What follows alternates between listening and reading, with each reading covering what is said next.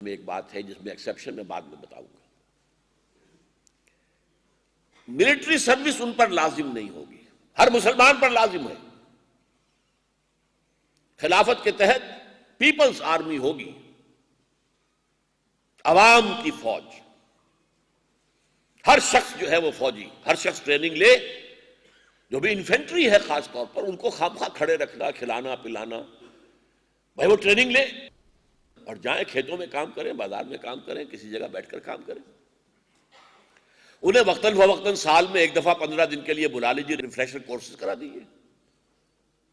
لیکن جب جنگ ہوگی بلا لیے جائیں گے سب کے سب.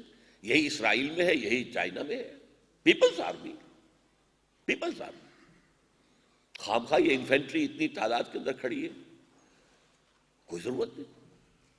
اور ہر مسلمان کین بی ڈرافٹڈ، جو بھی جنگ کرنے کی صلاحیت کی عمر میں ہوگا، جوان آدمی 40-50 برس تک کا، اس کو لازماً سروس کرنی ہوگی.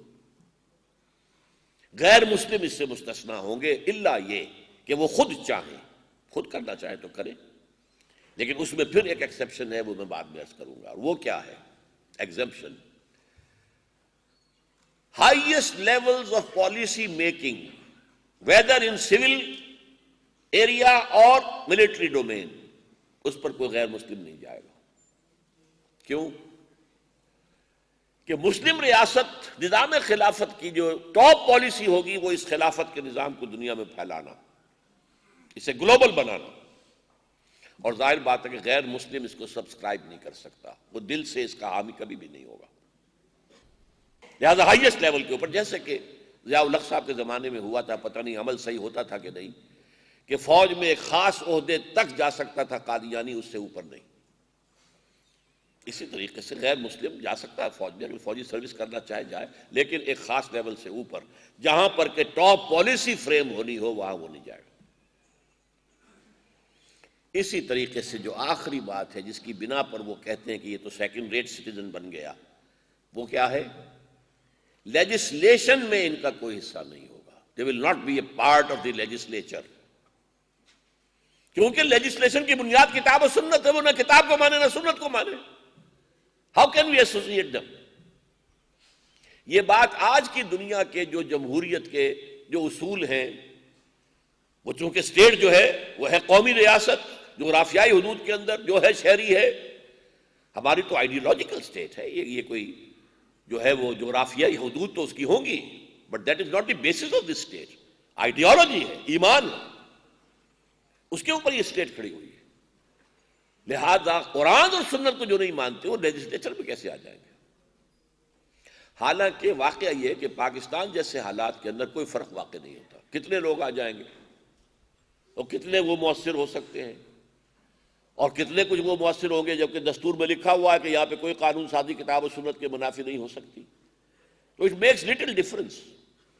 لیکن کہیں ایسا بھی تو ہو سکتا ہے کہ 55 اور 45 کا معاملہ ہو، جیسے کبھی ایسٹ پاکستان میں تھا ہندو مسلم معاملہ. بنگلہ دیش جو بعد میں بن گیا مطلب تو ہندو کافی چلے گئے. اور پھر یہ ہے کہ ہندو یا کوئی غیر مسلم اپنے پیسے کے ذریعے سے مینور کر سکتا ہے مسلم جو ممبرز ہیں آف دی پارلیمنٹ.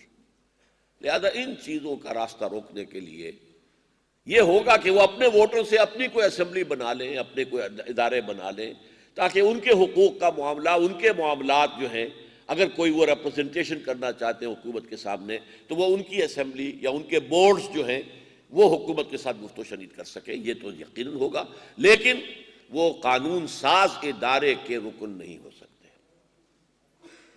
یہ ہے نقشہ جدید اسلامی خلافت کا سیاسی اور دستوری اور آئینی اور قانونی ڈھانچہ.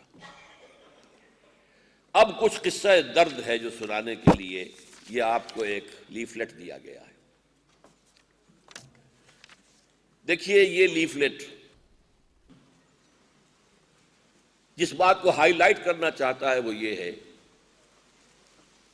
پاکستان وہ خوش قسمت ملک ہے جس میں آج سے 55 سال پہلے خلافت کے قیام کا فیصلہ ہو چکا ہے.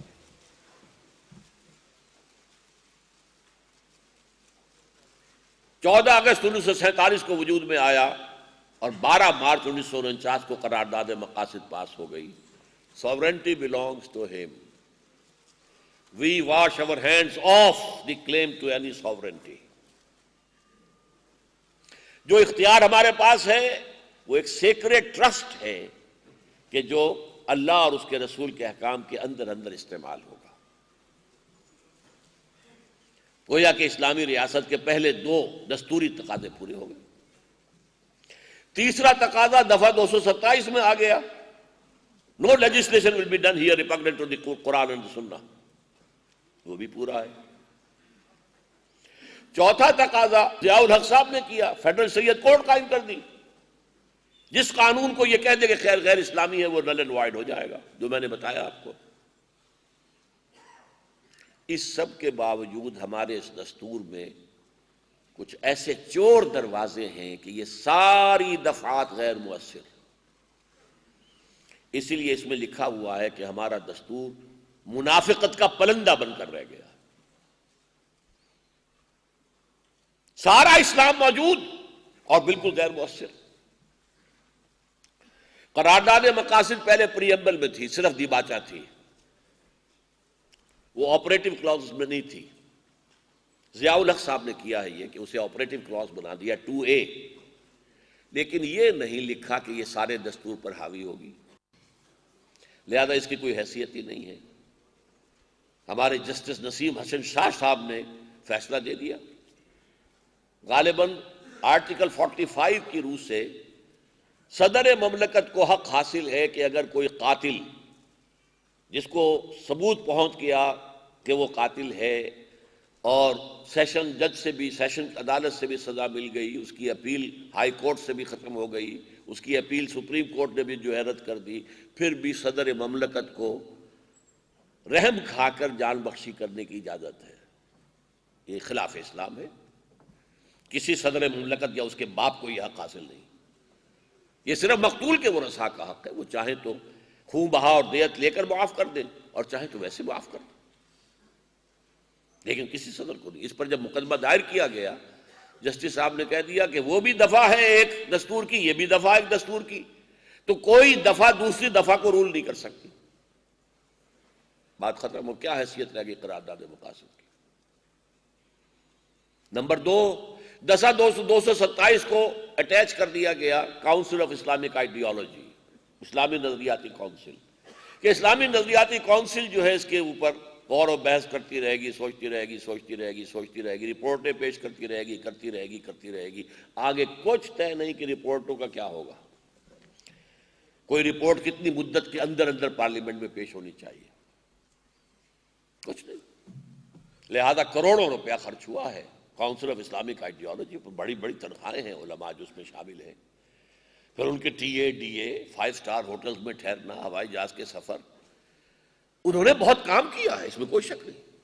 لیکن رپورٹ گئی اور وزارت داخلہ کی الماری میں رکھی گئی، ختم. وہ رپورٹ گئی وزارت مالیات کے، فائنانس ڈپارٹمنٹ جو ہے اس کی وزارت میں پہنچ گئی، سب ڈمپ ہوتی چلی گئی. کوئی کسی کے بارے میں کوئی خبر بھی نہیں پوچھی گئی کہ کہاں گئی ہو.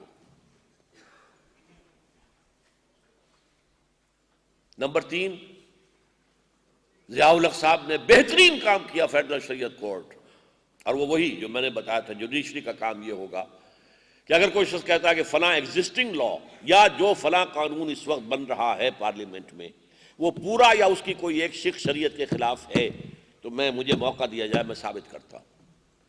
اوکے، آؤ دلیل دو. جواباً جو اس کے خلاف ہو وہ بھی آئیں، وہ بھی دلیل دیں. جورس کنسلٹس کو بلا لیا جائے، علماء کو بلایا جائے، دعوت دے کر بلایا جائے، دانشور بھی آ جائے.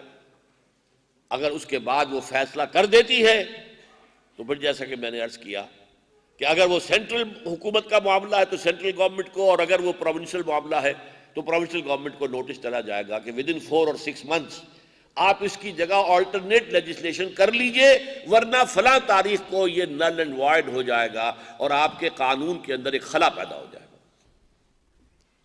اس سے صحیح تر تو نظام کو ہو ہی نہیں سکتا. میں خود سجیسٹ کر چکا ہوں پہلے کہ جوڈیشری کا کام ہے یہ نہیں ہے کہ فلاں مکتب کے علماء کو بھیج دو اور یہ بریلوی مولوی فیصلہ کریں گے یا دیوبندی کریں گے یا اہل حدیث. نہیں، نتھنگ آف سارٹ. بریلوی بھی آئیں، آرگو